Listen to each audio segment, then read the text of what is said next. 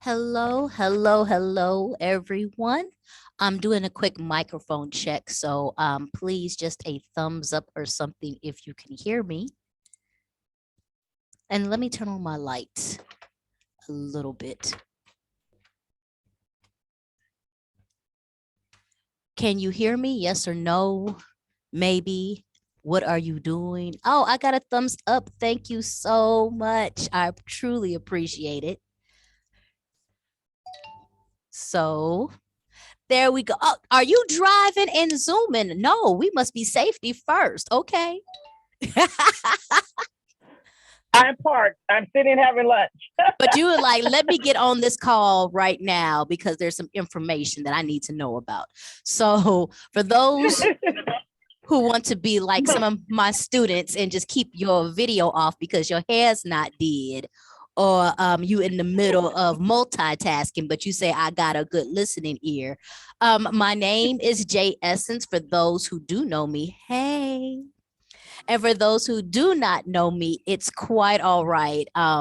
Basically, what we wanted to do today is to come together with K&L Realty and discuss some things that people really want to know about when it comes to Rwanda, land ownership, buying, and what does that look like for foreigners, right? And one thing that we definitely want to do is honor the time because number one is 9 o'clock here. Mr. Kagenza has children. He has babies. So I know he's hiding out in a little room to make sure that this happens. And then we have other people who are on lunch breaks. So I'm going to step back and just kind of monitor this conversation and do know that there's questions and answer period at the end of this. But before we get started, just so we can kind of set a purpose for today, are there any things in particular or specifics that you're looking at so we can not jot those notes down and then we start our presentation and make sure we come back around?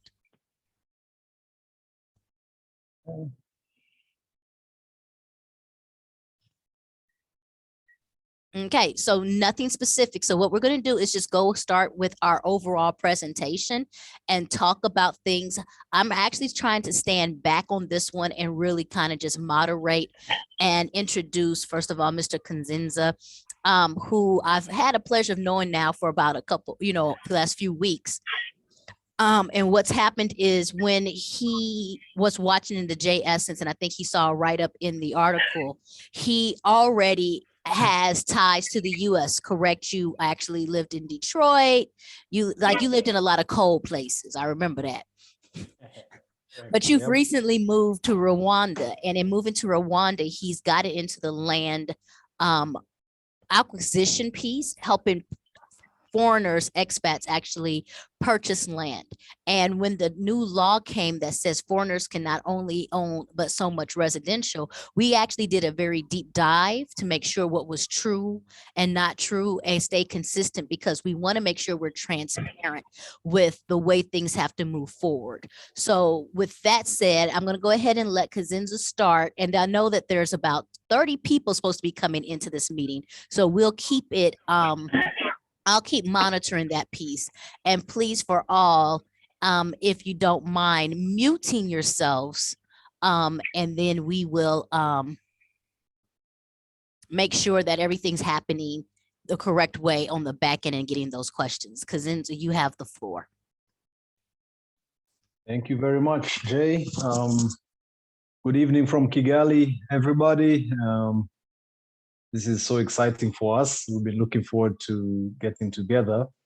I will try to speak slowly so that you can catch my accent and make sure I'm clear when I speak. So feel free if there's something that's not clear, you can write it in the chat, and Jay will be able to communicate that to me. So I see we have nine, a couple of participants, so that's good. So I'll begin with just a short introduction. Jay, can I share my screen or do I just speak to the presentation? No, you have the ability to share your screen now. Please don't mind me. I'm going to be texting a couple people who are not here to make sure they have the link. So continue. Okay, sure. All right. So I'm gonna share with you in a minute.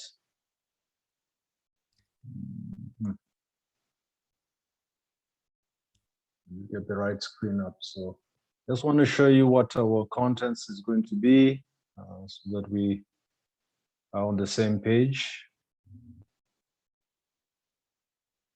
Okay.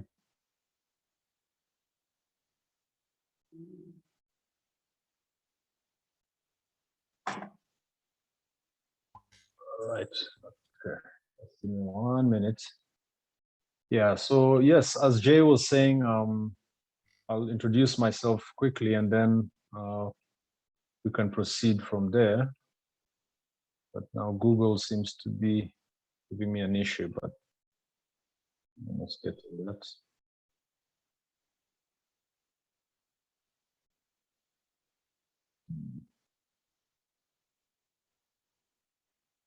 Okay, 1 minute. Yeah, it's coming up. All right, so we're going to have an overview, just a quick overview of what the presentation is going to look like. And then from there, I will dive into the contents. Okay. All right. It's coming up. Sorry, just give me 1 minute. Yeah, technology always acts up in the last minute. Of course, just right when that information is supposed to be important, right? Yep. Yep.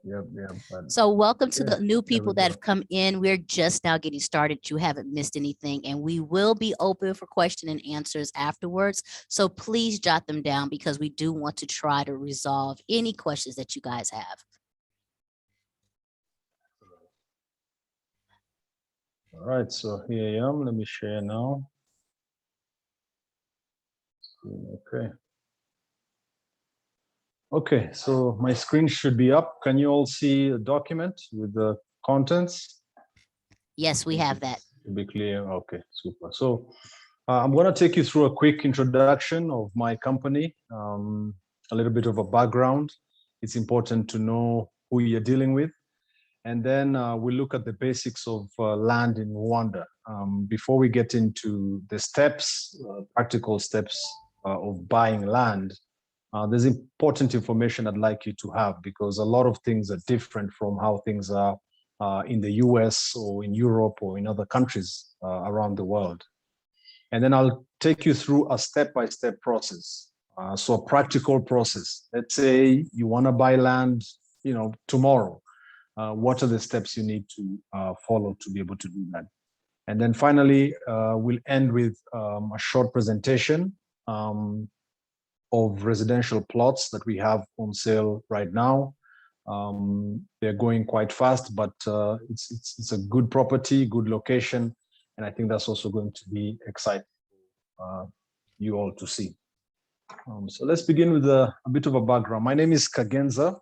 My business is called K&L Realty, and it's a business I started with my wife, Lillian. So K is for Kagenza, L is for Lillian. I know it's not that creative, but it's working for us. And our specialty is land, different types of land in Rwanda. We specialize in residential land. If you want to buy a piece of land to build a house, that will be considered residential land. We also specialize in commercial property. And in Rwanda, when we say commercial, we mean three things. One, industrial. Let's say you want to come and put up a small factory here in Rwanda, or just a small processing plant. That would be considered industrial. Number two, agricultural land. If you want to do commercial scale agriculture, we also have that specialty. And then retail. Want to put up some shops, rent out spaces for clothes stores or grocery stores. That's what would be a retail land. We also do houses. If you're looking for a residential house to stay, say you're not looking into building your own house, we have some listings that we can offer you. We also are getting into commercial spaces. Let's say you want to come and start a small restaurant. We can also be able to find you something good to do that. We also do property management.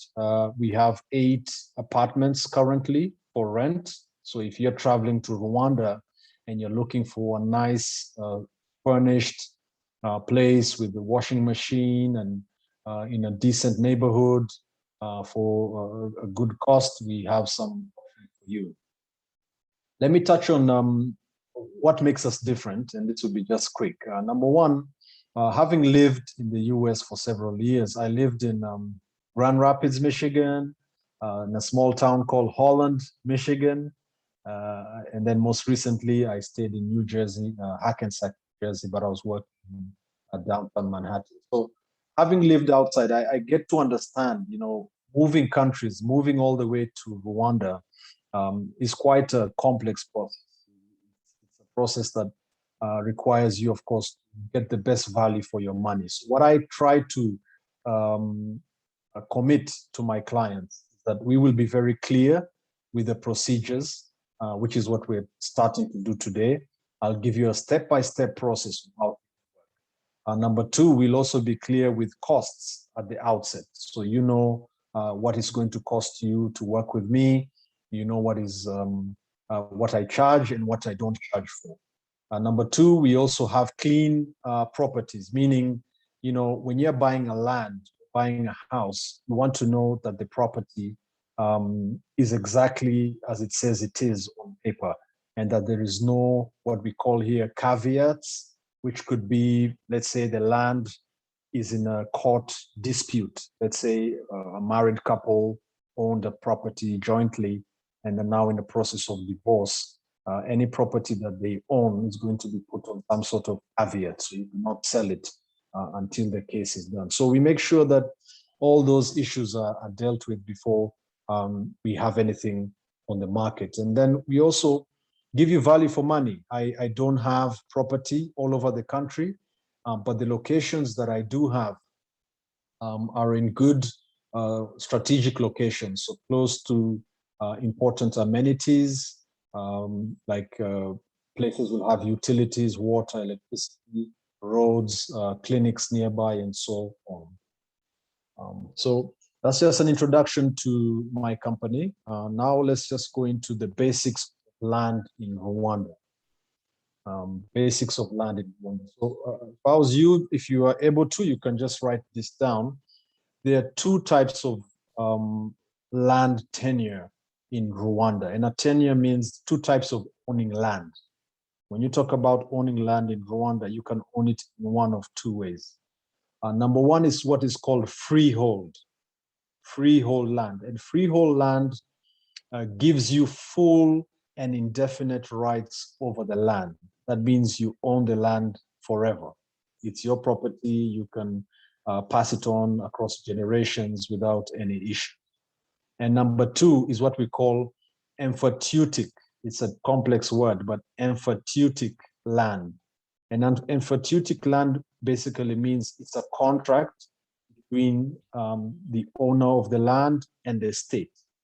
So the government gives you a lease over a land for a period of time, and it requires you to develop the land. You can't buy land that is emphyteutic and just sit on it indefinitely. You need to do something with the land over a period of time, either build a house or build what you intend on doing on the land. So those are the 2 land tenures. And so when we talk about purchasing land, it's important that you understand what your preference is. But it's very difficult to get a freehold land in Rwanda, and I'm going to explain why. Meaning it's very difficult to own land indefinitely, to own a property forever. And that is because Rwanda is a very small. Okay, somebody is asking, how is the second type of land? Okay, so what I can do for you is I can just copy paste it for you. so that you have that in the chat. So emphatic. It's a good question so that you know what to look for when you're in the process. So just copy paste that too quickly. Yeah. And again, we'll be able to take questions, so I'll do my best to cover as much content so that you are able to engage with me as well. So here's a word. I'm just putting the chat box. Who's asking? That is Jody Ann. Okay. Okay. To everyone. So I was saying it's very difficult to own land under a freehold title. It does exist, and I'm going to explain why. And that is because Rwanda is a very small country, and we are one of the most densely populated countries in the world, meaning per square inch of land, we have very many people trying to share the land. So the government has decided that the best way to manage this natural resource is to limit how they provide freehold titles. Now, I'm going to read for you what the law says. The law says that except for a presidential order, a foreigner who wants to own freehold land needs to demonstrate a strategic national interest. A strategic national interest. And basically, when we engage in depth, once you engage my services, I'll be able to advise you on the particular sectors that the government has prioritized for you to be able to apply and say, hey, I want to come and build, a factory, or I want to come and build a certain facility, like a hospital or so on, or a clinic. And that is how you are able to get that freehold land. So for the sake of this conversation, we're going to assume that most people are going to be able to purchase an emphatic land title, meaning you will have a lease on your land for minimum is 20 years, and it can go up to 99 years for emphatic, and it is renewable. For Rwandan nationals, once your lease expires, let's say after 20 years, if your lease was 20 years, you automatically renew that land. But for foreigners, there's a process that you apply to renew the land, and that is again where we are able to assist you to get that. Now, what I want to just show you. Can I just break in, because I do want people to understand when we talk about Rwanda and the renewing process, Rwanda is proudful and not a place of corruption. So please take away if you have any stereotypes of what you mean we have to renew the land. It's really a paper process and very cut dry. So when you say renewal, is going to be something very simple to do. And a lot of the processes out here, I'm going to be transparent, are simple to do, but may take a lot of time only because of systems. But do not think once we say the word, you must renew the land, that you're going to pay somebody underneath, or they're going to try to find a loophole. They are not going to do that at all. They're just trying to keep paperwork in play and make sure it's being used. Thank you very much for that, Jay. So that is very precise. And I just want to show you a practical example. So every property in Rwanda has a land title. And I want to show you how a land title looks like. And so I'm sharing my screen right now. Can you all see the document? If you can. So I'm going to start up here. Maybe let me not make it read mode, so you can all be able to see it. So that is a land title document. And this is how it looks. Of course, it's in Rwanda, which is our national language. And what you see here, if you see my mouse scrolling, you see two owners, two names. These are the owners. In Rwanda, by law, every property is shared 50-50 between a husband and a wife. And so this particular owners, this is a couple.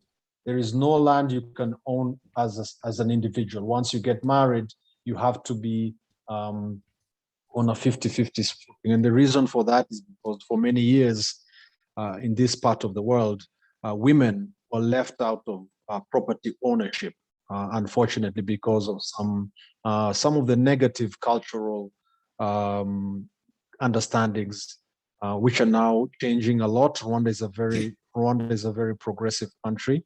We are one of the best countries to be a woman in because of the strong women empowerment advocacy that the country is. So that's why you see two names. Now, what I wanted to show you for the sake of what I've just said about the lease, and I'm going to just zoom here.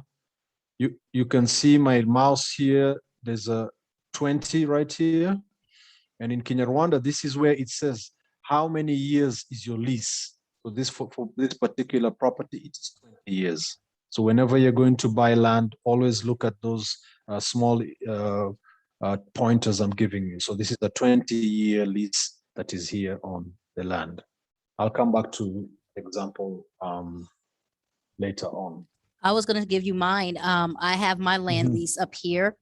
For those who know what I'm doing with Hatama Farms, that is in my name, and my lease is for 90 years. So. Excellent. Thank you very much, Jay. And later on, we can also talk about why some parts of the country have 20 years and others will have 90 years. Now, let me talk about the leasing law in Rwanda. We've talked about that majority of us are going to be emphatic landowners, meaning you have a contract with the government. But what does that exactly mean? Number one is that the government owns all land in Rwanda, and what's the word? Practically speaking, though this is very unlikely, the government can take over land whenever it seems necessary. If it is for national interest, they do that, but of course they would compensate the landowner. But it's important for you to know that particular point because you don't want to assume that you have rights above the state. And what I'm going to do right now is I'm copying the particular legal article about that so that you can read what the law exactly is. So government owns the land, but it is leasing it to you. So once you buy the land, you have a lease. Jay has a lease for 90 years. When her grandkids need to renew it, it's usually a fairly straightforward process. But it's important to know that there will be a time where you need to renew your lease. And I said that for Rwandan nationals, it renews automatically, again, because they are citizens of the land. Let me talk about now the land tax. Land tax. So when you purchase land, one of the costs that I said that I'll be straightforward with you is that there is a tax on land in Rwanda. And the tax ranges from 0 francs. Our national money or currency is Rwandan francs. So we do not use dollars here. And if you want to Google at any time the conversion rate, this is the, I'm writing now in the chat, the symbol or the how it's spelled. So you can see the equivalence in US dollars. So the tax rate ranges from 0 francs to 300 francs per square meter. Our measurement scale, again, in Rwanda is not like the US, which uses, I think, square feet, if I'm not wrong. In Rwanda, we use square meters. Again, you can always convert that on Google. Just Google the conversion. And also 300 francs is 30 cents for us in US. Thank you, Jay. So it's pretty much affordable if you compare it to the US. Everything will sound affordable. Let me also be open about that, because again, we live in a different part of the world. When you're talking about land ownership, house ownership, the costs are going to to sound very different, of course, because of the difference of our economies and other factors. So how is the tax rate established? In Rwanda, every area of the country is governed by what they call district councils, the leadership organ that manages the affairs of an area. It could be, for example, not the state level, but smaller than the state equivalent in the US. So not the state, but it could be like a neighborhood. And they determine the tax rate per square meter of land. And the tax rates are published publicly. It may take a while to locate where they are, but again, that's why you engage the services of a real estate company, because we are privy to that information as soon as it's published, or even before it is published, we're able to advise you on some changes that are forthcoming. So that's just the background I've gone through. I know I said a lot. I can share with you a summary. Actually, I'll do that. I'll share with you my notes at the end of this, just so that you can have all that I've said. Yeah. Rakaiya Holmes, that's a nice name, Rakia or Rakaiya. She's asking, how often do you pay land tax? That's a good question. You pay land tax once a year, and it begins around November to end of January. That is the tax for land tax payment period. So that's the period of time you have to pay your taxes. When you have an idea of the square meter size of land you want to buy, you can just multiply it by the tax rate of where you're buying it, and then we'll give you an idea of what you're going to be able, what you need to pay during that period. So let me go to practical steps, step-by-step process of purchasing land. And I'm going to, again, let me paste that one because it's going to be, I think, probably where we'll spend a lot of time in terms of our conversation. So, if you look to your chart, I'm now pasting how the steps of buying or purchasing land, but I should number it because it's remove the numbering. And then this will give you the step-by-step process of if you want to buy land, what you need to do. And then we take it from there. Yep, you can look at the chart. So number one, you identify a property, and there are, of course, other real estate companies in the country. But what I will do for you, our website is going to be live by the mid of December, and I will save all your contacts. I think once you register for Zoom, I think we save your emails if I'm not wrong. But either way, you'll be able to see my website. I will have listings of different properties. For now, I have flyers I can send you for different properties that we have for sale. Once you identify one that you want to invest in. Number two, of course, I didn't write it, but you negotiate. You will negotiate the pricing. Now, my business, I do not charge you a commission on buying a land. I deal with the owner of the property. And so my rates are going to be transparent to you, and then we can negotiate with the owner for you to price that you're comfortable with. Once you know that you're ready to move ahead, we sign a land sale agreement with the owner, and that agreement pretty much spells out the obligations of both you and the owner of the property in terms of the payment plan, what the owner is going to cover. One of the services that I offer my clients is there is a fee that you have to pay for transferring a property. It's in the range of $30 to $60. And I cover that for you because it's usually paid online as we do the online process of transferring. So it's easier. Not only is it easier, but I find it also as a good service to give my clients. So I cover that for you. I do not charge you the fee for land transfer. And then number three, you make the payment. Let me talk a little bit about payment. How can you pay for land?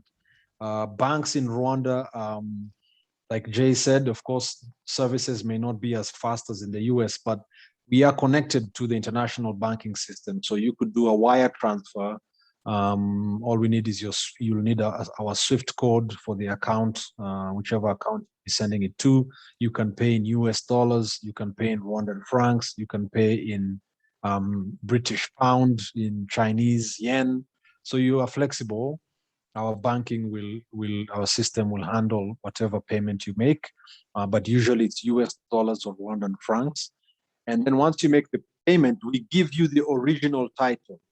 And that is something a service I give my clients. Many times it's very difficult for an owner to let go of their title until all the paperwork is done. But why I do that, because once you make a payment, I want you to also be confident that now you have the original title. It will not be in your name yet, but you will have it. If you were in the country, I will have it, you keep it until step number 4, where we schedule to go to the notary. So the government official who manages the transfer of ownership property, it's called a notary. And so in Rwanda, there is a land notary in every area. And so once the payment is done, we schedule a day to go and sign for the transfer. And once you sign, you have to leave the original title with the notary. And then step number 5 kicks in. It takes about 1 to 3 months for your title to be issued under your names. I don't know how long it took you, Jay. It could take longer.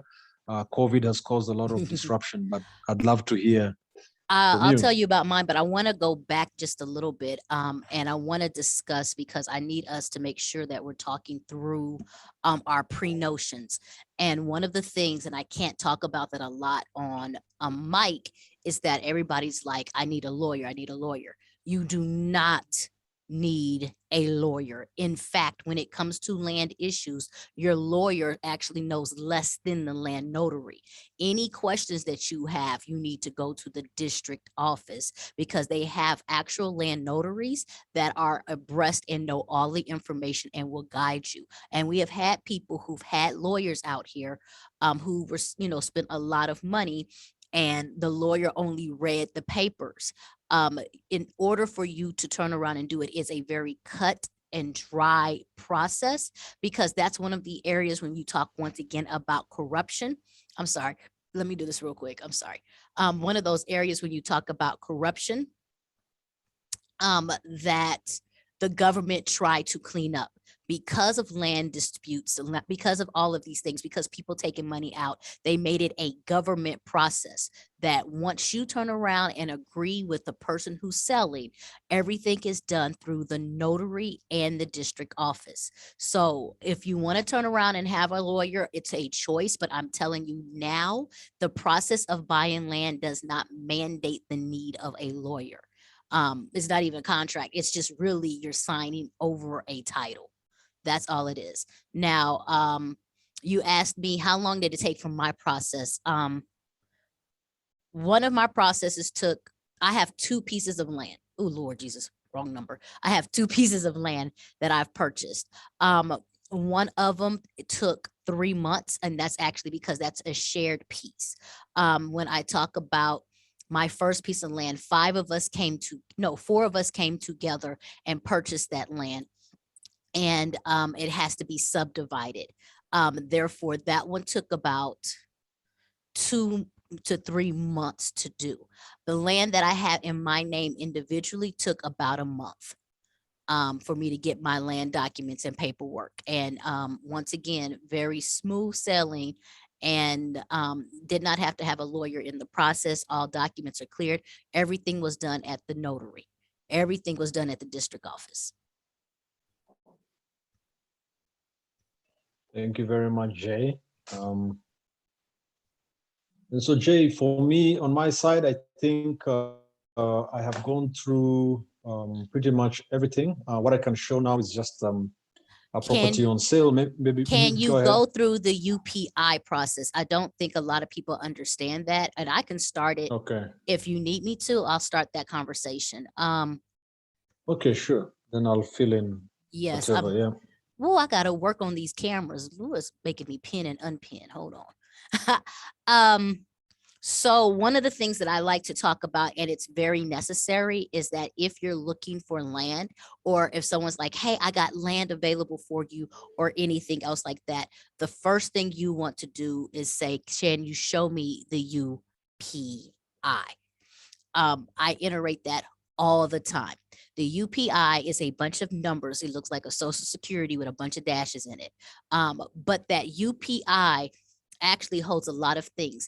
If you have a Rwandan telephone number, you literally can just text like 3 digits and then the UPI code, and it will show you. One, it shows you who owns the land currently. And so if you're talking to somebody whose name is not on there, they are not the owner of the land. Number 2, it shows you if there's any, I believe, loans or liens against the land, like if it was being loaned out from the bank and if the person's paid up on it or not. Number 3, it tells you the type of land. And I don't know, because it really went into that, and that's very important. At this point in time, whatever you're purchasing the land for, it must be documented on the paper. If you're purchasing land for business, it must say business. If you're purchasing land for residential, it must say residential. If you're purchasing it for agriculture, it must say that. As a foreigner, it's going to be very hard to purchase land. Let's say you purchase land as agriculture, and then you say, hey, I want to change it to residential. That's going to be number one. I don't even think that's as a foreigner anymore. I think that's as anybody, because the districts have really just designated percentages of what's supposed to be for what. And if your land is labeled for something, it's purposely for that because of the goals of the country. And so you have to make sure you know that if you purchase land that you want to use as a residence, but it says agriculture, that it's going to be a long no. And it could be a position where that once you try to get somebody to build on it, they will not be able to get the building permits because they're building a home residence where it's supposed to be agriculture. And so you have to be very cautious about making sure you check the UPI. And the UPI will also make sure that you're in the right location if there's any liens on it or anything else. If I have a Rwandan number, I can look up the UPI. If you have, yes, you can look up the UPI, but you have to have the UPI, and you need to have the person who's selling you the land give you the UPI. To be honest with you, I would say immediately, because if not, you will have your time wasted. And I only know that from experience because I've worked with some people, some cousins who've come out here, and everybody was like, no, it's for sale, it's for sale, it's for sale. And in that case, the owner never subdivided the land. And so even though people were on the land living in residential spaces, it was never legally subdivided with the government, which means that you would never have paperwork on there showing that you had rights of ownership to that place. Okay. Excellent. Yep. Did I get anything wrong? No, what I can do actually is show you a practical example of how to do that. And this is the computer or the desktop version. Yes. So let me just give you a step-by-step guide of how it goes. So this is you can see the Rwanda Land Management and Use Authority. This is the agency that handles anything to do with land, protecting the environment, and so on. So you come to this website, you won't have access to this because it needs one to go through a process to access it. But I want to show you what will be available on text, the information that will show up on text. It will be a summary of this. So enter UPI. UPI, like Jay said, is the land ID. This is the identification of a land. Let me show you where it is found. This is the land title document. This is the land title, which I showed you. And on the top right corner, you can see it says UPI, and that whole number, right? That's the number, the ID for the land. So I put that number in here. enter UPI, then find. Then it will tell me, the land has been found in the National Registry. Owner's ID, again, that's why I was saying this platform will not be easily accessible to you, but I'm just showing you what is the information that will come on the text system. So here you go. It pulls up all the information to do with that particular land. The UPI, the location, the province, this is Eastern, the district is Bugesera, sector, this is pretty much the address, right? It even shows you the coordinates, the GPS coordinates. It will show you the size of the land. So this is a 300 square meter property. And then the type of lease, like I said, this is emphatic. You can see it written here. And then the land use, what can you do with the land? Is it commercial? Is it agriculture? Is it residential? This is residential. And then the lease, the years, this one has 18 years. Okay. Then there's also a valuation, but they do not usually share this information. But you can also do a private valuation to see the value of the land. It shows you the owner of the land. The names are right there. So as you can see, it's a very transparent system. You can look down here. This parcel has 0 mortgage. So there's nobody who's taking it to the bank for a loan, or they're not still paying a loan to buy the land. Caveat, like I had said, is there a court case against it? Is there a government a hold on the land for any particular reason? And then down here is what they call an extract cadastral plan. This is the kind of dimensions, the size of the property. So this old box right here is the particular plot. So it gives you an image of a scale of where the land is located. So that's pretty much echoing what Jay talked about. Where would you go to get actually, there's a couple of Mhm. questions. Let's start. Let me try to go Okay. a little Okay. bit further and then come back down. Yeah. Because there was another one. My chat ain't acting right. So please give me a second. Okay. I had answered about the website. That's the last Yes. one I answered about. I said in less than 2 weeks, I will have it online. Maybe you can send me your email or somehow in a way I can communicate with you once it's available. Okay. Yeah. Someone If said I have- always ask Mhm. for the UPI to avoid your time. Ask for the UPI. I cannot Correct. stress it. And then I'm going to sit here and say once again, because we're in private meeting, there's a lot of people who owned land before this new law who just never went through the paperwork properly, or there might be cousins and stuff on it. And so, yes, your time will get wasted because they will have to go back and clean all those processes up. There are some land that has like maybe 6 or 7 owners. I'm dealing with that now because we have a piece of land that my friend is purchasing for agriculture. We're trying to extend Hatima Farms. They've agreed to purchase that land for us to purchase, but they have 7 owners on the land. And so somebody literally has to go in town to get all those people together at this, ask for the UPI. So the next piece is married but separate individuals. Will they need signatures from spouse to purchase the name, to have the name on title for ownership? That's your question. All right. So you're talking about as a person I who's like that one. So you're saying that you're still legally married, but you're separated. Is that the correct one? Okay. I said, Margaret, I want to ask that because that's a legal question. Okay. Do I want to get that You're clarification? asking That was me. Yeah. That was me, Ruby Miller. Yes, the question was if you're legally married but separated, and I know they'll be on the title because of the 50% rule that they have for all the community property there. But will they need to have to sign to be able to purchase the land and all that also, or just to be on the title as ownership? All right. So right now, for foreigners who are buying land, they do not ask you to produce your marital status Okay. as a foreigner because you're considered an investor.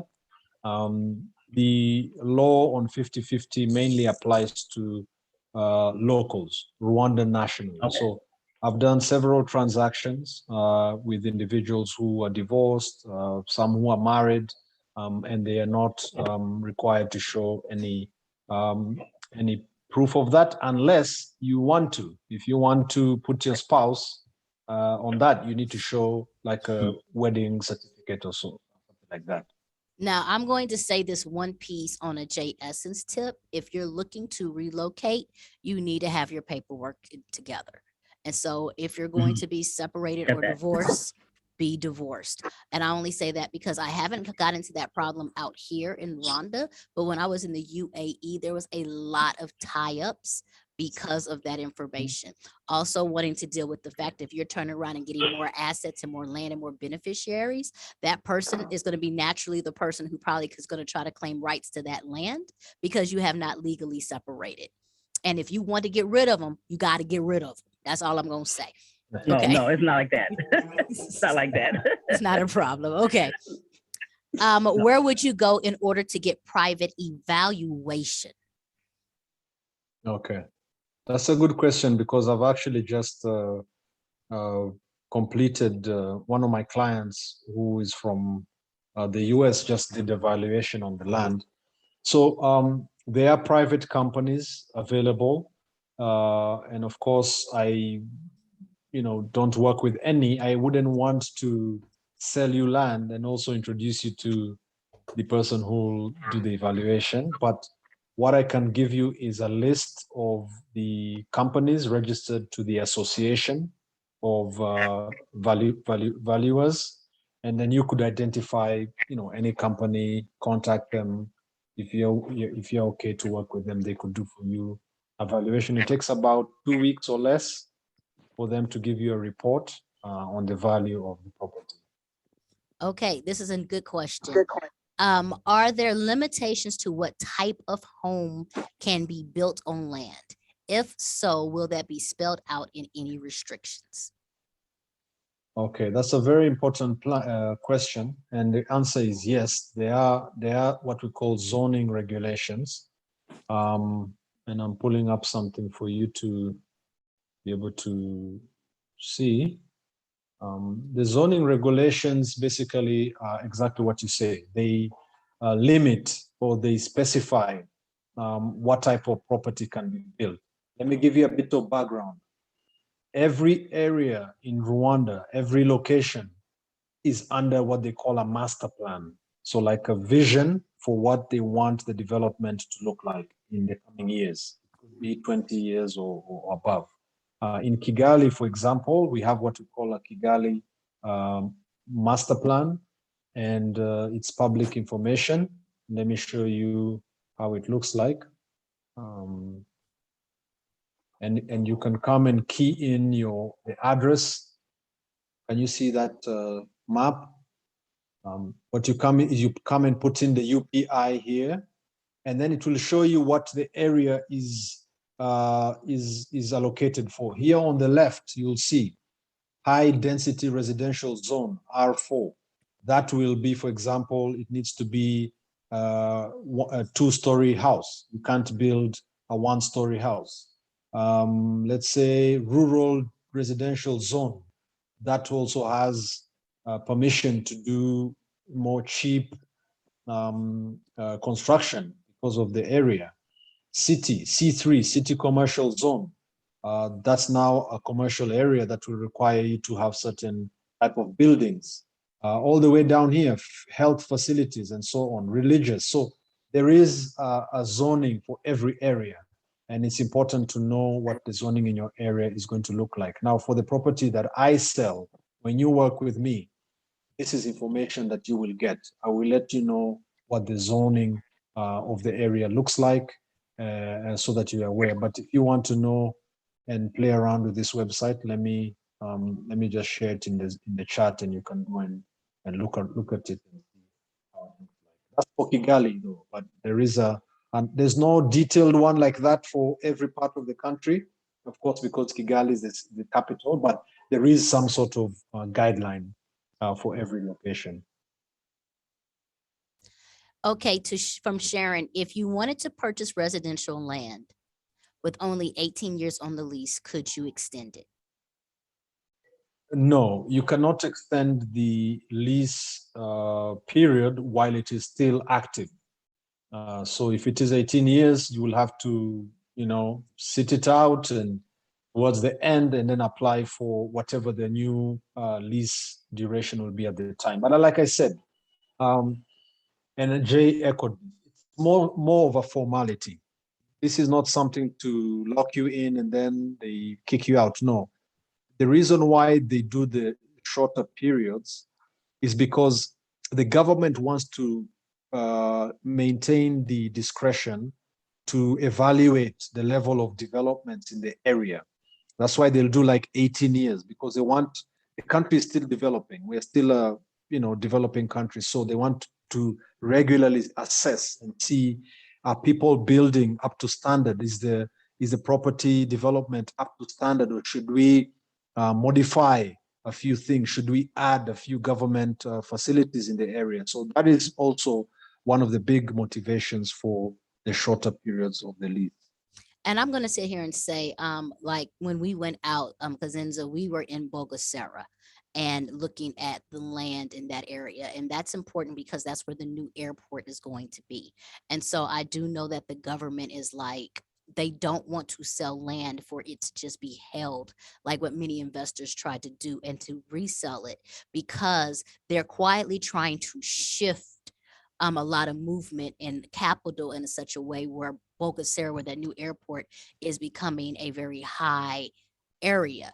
And I can tell you right now with the international airport, they're going to need housing for airline and attendants and flights and all, those type of things. So they have to kind of ensure that those places are being built. Because I can tell you right now, if I'm going to Gashore and I'm having to spend the night in some places, I'm like, I need some more options for living. But so the thing is, it's not necessarily about, oh, they don't want you to have land. It's no, we must ensure that the country is being built up in a certain way. So you have 18 years or you have 20 years to do it. And if you're doing it, you're fine. Yeah. But would we be able to Thank you. see an example of property for sale, acreage price, type of usage, etc.? Yes, for sure. And that was one of the pieces that we will end on. And I think let me just dive into that, and then I'll also answer tuned in question. Do you have They any all flow together. recommendations for construction companies? Yeah. Okay. And then I would say for Linda, let me are there show areas you in one Kigali? of our properties. Yeah, the single story is not a problem. It's when people are trying to go to double story and triple story. You could easily do single story homes.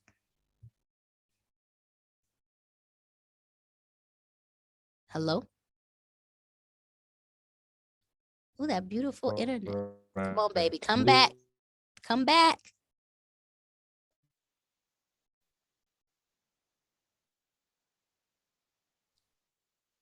I'm frozen. Yes, but I thought I was frozen too. We can hear. Can you hear me? We hear you. Oh, okay. All there right. you are. Okay, let me A continue. glitch. A Okay. glitch in the system. That's the matrix. They trying A to get y'all glitch, yep. information. Exactly. All right, so I'm sharing my screen now. This is a property we have for sale right now, residential plots in Bugesera.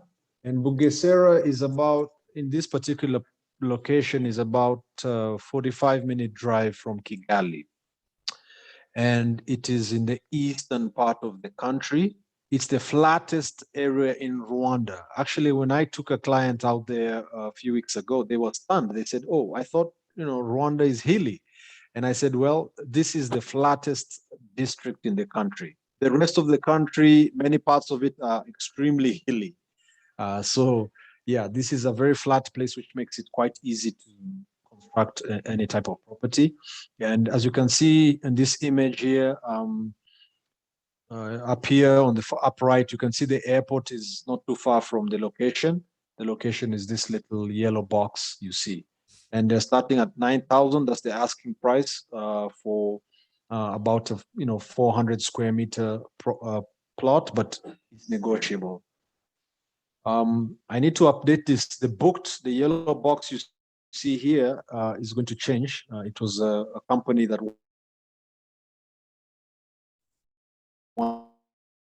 What is internet? to All right, we're gonna have purchase. go ahead and repeat that, Hello, please. Yeah, if you there we can go. hear me. Let's go back. So Okay. you said you needed to update that because Yeah, because there is a company that wanted to purchase some plots for their staff members, but our negotiation through. So this is not booked. okay. They are all available. And again, there are also two plots down here that are sold. In total, there are 6 that are sold. And now we have 24 available, 24 plots available. You can see this image here where my mouse is, where there's green boxes. That is the airport highway. That's the road going to the airport. And so we have access road coming into the plot right here, and they're subdivided as you're going to see later on. This page, I'll share this flyer, but this is just me explaining that the airport is going to be a very major boost to the value of that land. If you buy a land right now for $9,000 with an airport that's opening next year, December, value exponential, looking at in less than 3 years. So this is a point to consider if you want to invest in your land and have a land that will be valuable, because you could buy land in many parts of the country. But when it comes to reselling, when it comes to convenience around the area, utilities, it becomes a challenge. Like I said, we're still a developing country. These are just some images of the plots. You can see this, what is it, concrete pillar. So these are the demarcation blocks that we install in the property. And then you can see the road here. This is the road we installed as well, driving into the property. Each batch of 4 lands has its own access road kind of going into the left. So the plots are all sitting on the left of this road, all the way down to this red house you see far down here. And let me see. Give me a minute. Yeah. So this is the property here. It has a beautiful view. There is electricity on site. There is land also in the area. Whenever you need to construct or you need to pull utilities to your house, they are available. And then, so this is an image of, again, how the land, these are the first 2 plots sitting on the highway. These 4 have been sold, but I just wanted you to see the way the plots look like. This is the road going into the property right here. Yes, so that's an example of the plots. These sizes you see here range from 370 to 480 square meters. Okay, so I can actually, you know what, no, I don't have the list right with the price. And I think I didn't write it here, but it is $25 per square meter. So $25 per square meter. And they range from 370 square meters all the way to 480 square meters. Okay. So you can estimate the price, but it is negotiable, and I will work with you to make sure you are able to find something that you are comfortable. Go ahead, Jay. Okay, so we had a couple of questions that came up, so I'm going back to the chat. And there was a lot of technicals, and I wanted to put in a couple of questions as well. how much is 400 square meters in acreage? But that question was answered to another question. Give us a second. How long would the 9K price be honored? Could could you repeat that? I didn't understand the Sophia question. asked, how long will the 9K price be honored? And I want to kind of say, before you say anything, remember to think of 9K more so. I think he would say as the $25 per square meter more so, because 9K depends upon the land size, correct? Exactly. Okay. Yes. That's not the, price for all. That's for a particular one. And I Mhm. just want to, I'll pull up the price list for them, so Okay. you can calculate. Sophia, we'll come back So to that yes, question while he's pulling that question. I'm pulling up the land price. Are you pulling up the land price now? yeah. It's not it's the sizes, but then we can calculate that together. I don't have my list easily close by for the okay. prices, but the sizes. So you can just multiply by 25 and then see what that costs. But I didn't understand what she meant by how long. I think she's saying, is this like a today only price, or is this going to be forever, ever, Oh, forever, ever? got Or you. Yes, that's a very good question. So it's a good question because, like I said, I've been having this price up for the past 2 years, and the airport is opening next year, December. Yeah. So at least for the next 6 months, this is definitely going to be the price for the next 6 months. And I'm glad you said that, because let's be like, it's very real. That airport is coming up, and so those prices are coming up. And I'm not supposed to say no business, but I do know somebody purchased a lot. I want it, and they trying to resell it and wait for the airport. And I was really mad about that. Because Okay. people, are really looking at that new growth and stuff for real. The next one is, I think we answered that question. How and where do we pay taxes? Isn't that the land district office? You pay it online. Again, Or many Rimbo? of our services. Yep, on Rainbow. You pay it on Rainbow. That's easy. So So it makes Maria, it if you're very easy. here, then you know. If you're not here, a Rimbo does everything. That is not hard. So, okay, where is it? That was personal. Shout out to who got the Airbnb room. I love it. We ready. We ready. Okay. Wow, nice. What type of zone is the land? Is it single or double story required? Okay, so the zone in that area is ground plus one, meaning you can do up to 2 stories, but you can build a 1-story house. So what that means is that eventually they will require any new developments to be at least 2-story houses. Now it is ground plus one, so you can build a 1-story house, just basically one level, but in the future it will be required to build 2-story and above. Is that access road open to the public? Right now it is, until we have a construction taking place, and then we will seal it off to property owners. Okay, and then I think there's a couple other kind of like personal questions. I would say like the construction and everything. Can you put your email into the chat and even your contact information? Because at that point in time, we're really talking about building and that process and moving forward. And one of the things I wanted to highlight is, you guys, this is personal. I think that this is an absolute find to be able to think in this way. I'm telling you now that I just priced how much it's going to give for me to have a borehole or to get water on the agricultural land. And I pretty much want to start stripping because I don't know how to get that kind of income just to put land there. So they turn around and have a place that's already like, hey, we already have access to electric, we already have access to water, is really, really good, because trying to forge that and find that on your own, I'm going to tell you, just for us to get a borehole, and the only reason why we will be allowed to is because for Hatima Farms, we are agricultural and we are creating a farmland. And the minimum price they have told us is $6,000. $6,000 to feed these rabbits water.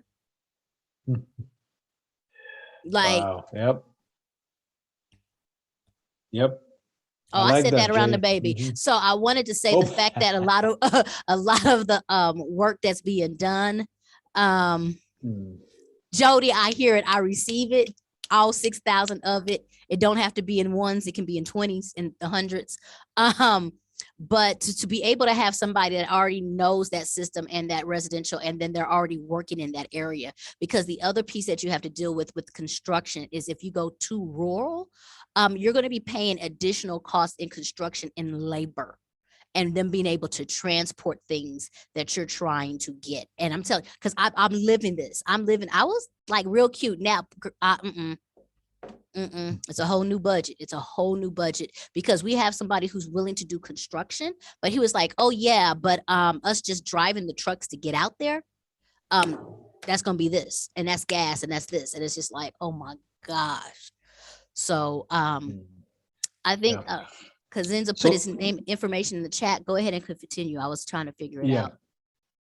No problem. I want to, again, because of time, I can't show you everything, but I want to show you an example of a house sitting by a lake and sitting on a farm. It's sitting on about 1 hectare property. And I want to show you how it looks like. And it costs to build the house. Cost about $60,000 to build and furnish, about $60,000. I need to see them. So let me show you. It's okay if it's not in your range, just to give you an idea of the quality of the, just so you have an idea. So give me a minute. Yep, I have it right here. Okay. Back to share the screen. There we go. Are you sharing my screen? No, you sharing your screen. Oh, okay. 1 minute.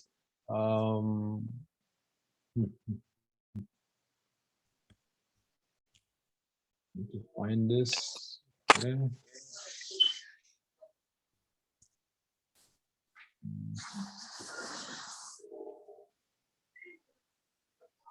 And this is now this particular property, a rental by the lake. So people who want to go for holidays or something, you can rent it, and they're renting the house for $300 a night. And it's good business. It's about 30-minute drive from the city, and it costs about $60,000 US to construct and to furnish. So give me a minute. PDF. Any question I can answer in the meantime? Let me see. There's another new message. Let me see if I can find it. Mm-hmm. Are people putting their emails in? Because I ain't gonna keep up with that. I can export out the list and send it to you. Super. That would be great. Yeah. Y'all asking me to be responsible.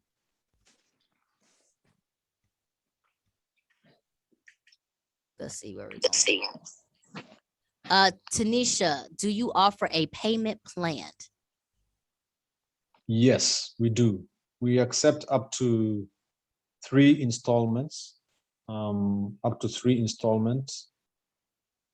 it requires a deposit for the property, and then up to 3 deposits. And we can negotiate on the amount, no problem. So I'm going to share my screen now, Jay, and just want to give us an idea. Share screen.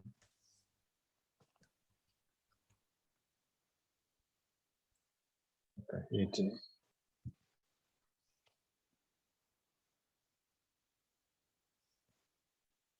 Jump to the property.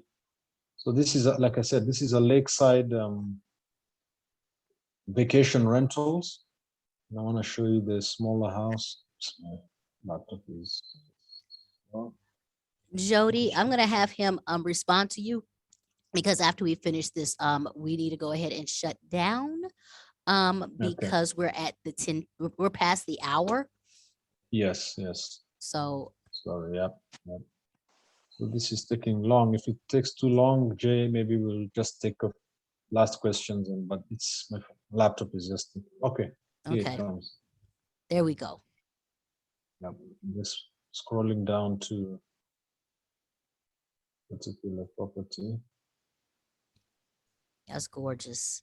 Okay, so this is it. You can see this house. It's a farm, like I said, a farmhouse. It sits on a farm on about 1 hectare. Let me zoom in so you can see. You can see that it's a 2-bedroom with an outside kitchen. Actually, this has been upgraded just with an outside kitchen. This is I need to change the photo, but most of it looks like this. 3-bedroom with a living room in the middle. Let me That's an go to important the next question. page. Linda asked a question. I'm going to have to go ahead and interrupt that because it's an important question. Mhm. She says, oh, wow, never mind. You're getting a whole bunch of questions. So we'll do Linda's, but at this point in time, please just email Kagenza because a lot of it's becoming personal questions. He's, asking about land in Mahanzi, asking about property already built and those things. But Linda did say, how many plots do you need in order to have a hectare? And I'm going to answer this question first, and you could tell me if I'm wrong. Okay. That's where it goes back to first knowing what we talked about on what's the purpose. Is it residential or is it agricultural or is it business? If you're looking to purchase a residential land for a hectare, which is 2.5 acres, I do believe the government is going to say no, and especially because of the foreigner portion as well. That's one of the reasons why we had to start going through and being in detail.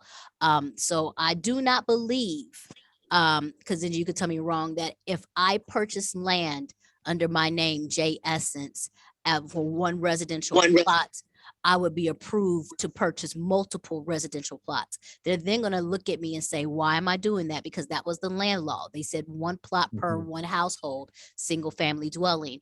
And then they're going to look at me saying, no, you are now a business person. And in order for you to do something like that, you must need an investor certificate. Now, Correct. you could tell me, yes, if that was incorrect or correct. That is true. So, Jay, everything Jay said is correct. So you cannot buy, 10,000 hectare or 1,000 hectare land for residential, because again, like I said in the beginning, the government is trying to manage the resource, the land resource. But the best way to deal with that, if you want a big piece of land, bigger than 400 square meter, the best thing to do is to register a business. And it takes 24 hours to register a business in Rwanda, of course, with plus or minus a few delays. Register a business and get an investor certificate. It's very straightforward, very easy. You just register whatever you could, agriculture business or whatever. Yes. Once you register a company, then you are allowed to buy an unlimited number of property. You can buy anything, a farm, a factory, 1 hectare land. And 1 hectare land is 10,000 square meters. That's the equivalent. So 1 hectare is 10,000 square meters. Now I'm going to have to go ahead and butt in because I'm going to have to do this in J Essence style. Okay. While it's a very easy process to register a business, it is literally could be done in 24 hours and you can register a business.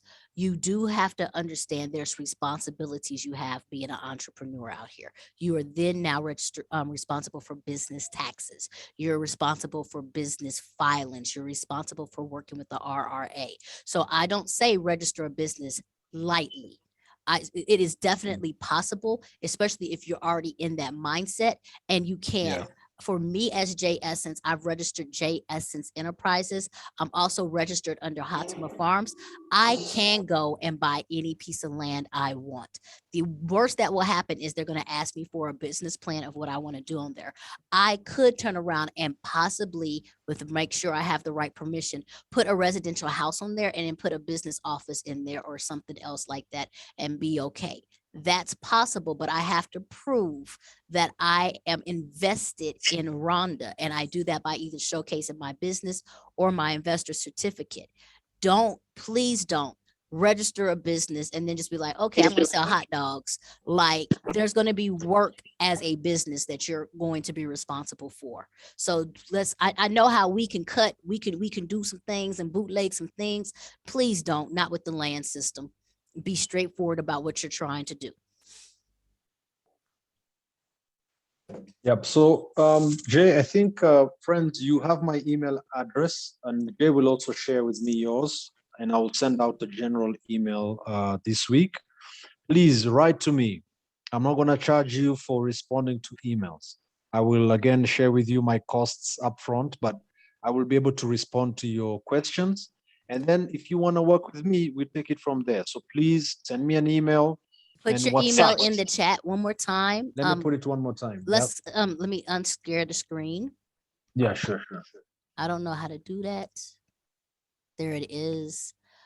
Let's make sure you have your email. Put your WhatsApp information in the chat. For those who don't know WhatsApp, it's a popular phone app, very free to use to chat, and we use it a lot. So please download it, and we can chat easily. It'll be faster to get information. While he's typing that in, I am going to do a shameless plug and commercial.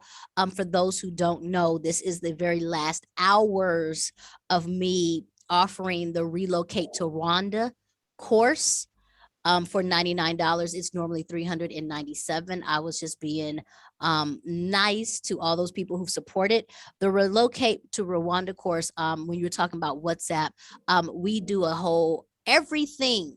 Let me be honest. Everything you need to know in order to relocate is in this course. Every single consultation that I've had, every single, like, just the visa information, how to use WhatsApp, the most important apps, who to follow on Twitter, every single thing, how to get your rental, the different information that you have to get from landlords, what to consider, what to pack. We still have about 7 more videos to post up in there. But I literally took every single consultation that I've done and every single conversation I had and put it and pieced it in there. So you can honestly, girl, Jody threw me off. Can I help a single mom? Like, what, babysit? But for that course, it's all in there. That's one reason why it is $397. And then once you're a registered class student, you have access to free lives chats, which will probably be every other month right now. So you have that access for life. But literally, that's the shameless plug. Like I said, literally probably in about 3 hours, I will be taking off the $99 price point and put it up to $397. So please, please, please, if you're trying to register, if you have questions, put it in there. But that's your go-to. That is your go-to. Okay. I'm gonna give it to you because you'll be shy. All right. Oh, drop the link for the course. That would have been smart. I'd be forgetting stuff like that. Yep. So I've sent my email, my phone number. Please reach out. Let's talk. And I'll be able to share you the flyers on your phone. And yeah, I think that's it from me, Jay. Pleasure to see you all, guys. Welcome to Rwanda. You will love it. You will not regret it. Jay is doing an amazing job to make your life easier and save you money. Do that course. It's going to really make your life easier. So thank you, Jay. Stress levels. I got some people on here that can talk about stress levels in relocating. Stress levels. So, all right. So to everyone, it is 10:20. So I do thank you very, very, very much. I am going to try to export out all you guys' emails and just give them to Kagenza so he can be able to reach out to you. Please make sure, because when I end this meeting, you're not going to have access. So go back and write down his telephone number, write down his email so you can have that information. It is also 10:20 for us here. So we going to bed. I don't know what you're doing, but we going to bed. But if any last words, Kagenza? No, just want to wish you guys the best, man. All the best with your move, your plans, positive energy your way, God's blessings and guidance, and looking forward to connecting with you. All right. We are out. Bye to everyone. And thank you so much. Peace.